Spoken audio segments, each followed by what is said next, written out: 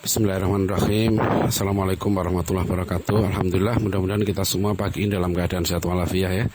Kita terus mencermati perkembangan berita tentang corona yang ternyata masih masih berkepanjangan ya. Sehingga lembaga pendidikan pun sekarang dipaksa lah gitu ya, harus mengikuti kebijakan pemerintah yang memang mencoba untuk mencegah penularan penyakit ini secara lebih luas lagi. Tentu ini adalah ujian yang sangat berat bagi lembaga pendidikan kita seperti pesantren At-Taqwa ini dan banyak ribuan sekolah-sekolah pesantren, ya, kampus-kampus Islam dan juga seluruh lembaga pendidikan kita yang lain. Nah, pada pagi hari ini saya mengangkat satu tema yang sangat populer ya di media massa maupun di media sosial, luar biasa riuhnya ya, gegap gempitanya ya, sambutan terhadap dibukanya kembali Hagia Sophia atau Hagia Sophia sebagai masjid ya, menyusul keputusan Pengadilan Tinggi Turki ya hari Jumat yang lalu yang memutuskan ya Hagia Sophia itu kembali menjadi masjid ya, karena berarti itu juga membatalkan keputusan pemerintah Kemal Atatürk tahun 1934 yang mengubah masjid ini menjadi museum. Jadi kalau kita lihat ini sesuatu yang sangat bersejarah tentu dalam perkembangan ya, kehidupan umat Islam dunia, karena umat Islam merasa bahwa ya masjid itu dimanapun juga, apalagi ini di Istanbul ya, satu bangunan yang monumental dan luar biasa ya, itu Hagia Sophia ini. Nah, kita tidak akan membahas lebih lanjut. Jadi tulisan kita adalah tentang membahas apa agenda kita yang penting berikutnya.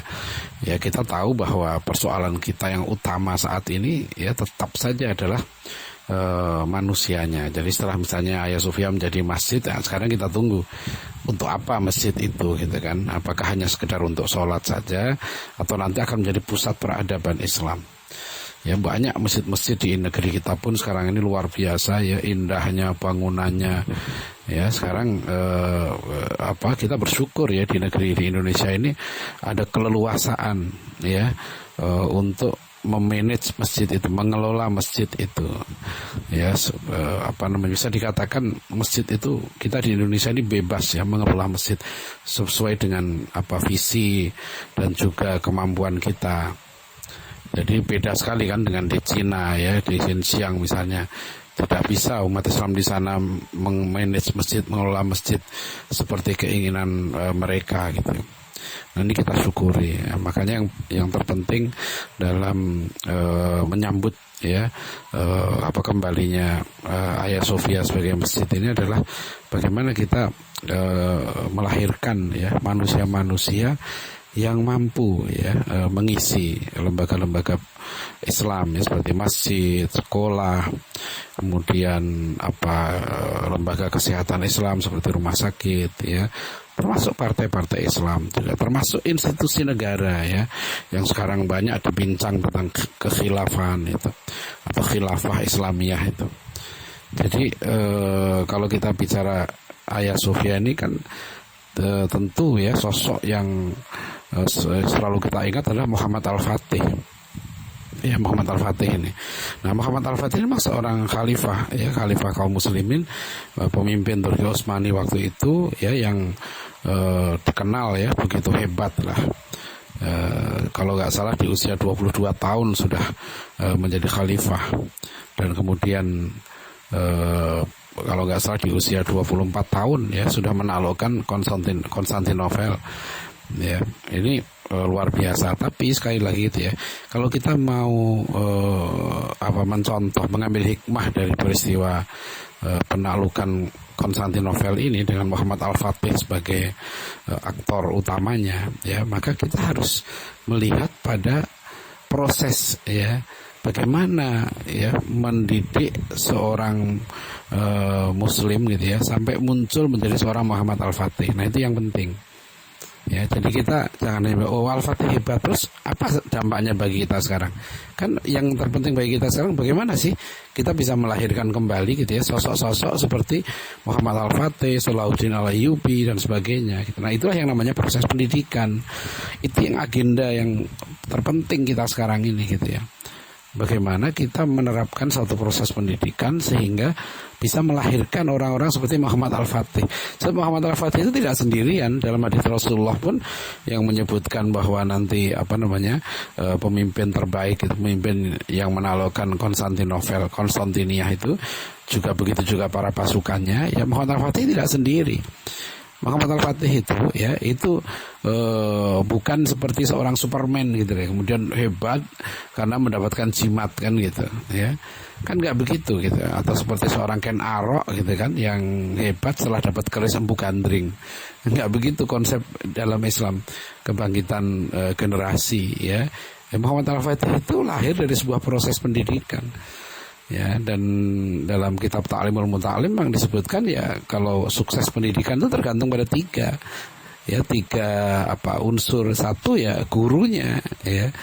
Dua ya muridnya itu sendiri, dan ketiga orang tua, ya. Maka di sini kita lihat ya bagaimana guru, ya bagaimana peran orang tua dari Al-Fatih ini memilihkan guru untuk anaknya. Itu kan seperti memilihkan institusi pendidikan sekarang. Ya, itu peran orang tua penting di situ.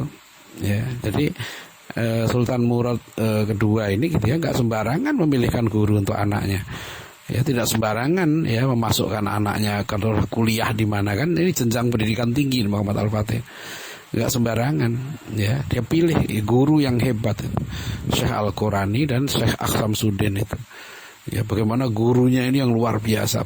Nanti peran Syekh Aksamsuddin ini ketika menaklukkan Konstantinopel itu, ya beliau bukan hanya mendidik Al-Fatih dengan disiplin yang tinggi, ya, dengan adab yang tinggi, tapi juga dengan ilmu yang tepat, ya, ilmu yang luas, gitu ya.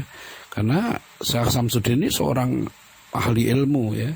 Seorang yang menguasai berbagai bidang ilmu, ya, seorang yang zuhud, dan ingat dia juga seorang ahli pengobatan, ya, ahli ilmu-ilmu yang disebut dengan ilmu akliyah atau ilmu empiris, ya. Dia ahli di situ juga. Dan di situ dan bukan hanya itu, dia mendiri dan mendoakan, ya. Lihat bagaimana ketika proses penaklukan Konstantinopel itu Syekh Aksamsuddin ini betul-betul ya mendoakan kesuksesan muridnya ini. Dia mendampingi, memberikan motivasi. Nah, inilah guru seperti ini yang kita perlukan sekarang ini, gitu ya. Memberikan motivasi, inspirasi, ya, terus ya mendorong, mendoakan, gitu. Nah, itulah hikmah yang harus terus kita ingat, ya. Jadi kita jangan hanya gegap gempita menyambut kembalinya Hagia Sophia menjadi masjid ini, tapi setelah ini apa, ya, setelah ini kita tunggu apa. Dan kita bukan hanya Sofia itu, di negeri kita ini, ya, ribuan masjid, ya, ribuan masjid yang mungkin belum, ya, teroptimalkan, ya, perannya sebagai pusat peradaban. Dan masjid itu akan menjadi pusat peradaban, ya, bukan bangunannya yang penting, tapi siapa manusianya di situ. Ya, siapa ulamanya, siapa di situ orang-orang yang mengisi, ya, kajian-kajian di masjid itu, dan siapa yang mengelola masjid itu. Nah, itulah yang harus dihasilkan manusia-manusia seperti itu, manusia-manusia hebat yang harus dilahirkan dari proses pendidikan yang hebat juga. Nah, itu ya, mudah-mudahan artikel ini memberi manfaat. Ya, terima kasih. Assalamualaikum warahmatullahi wabarakatuh.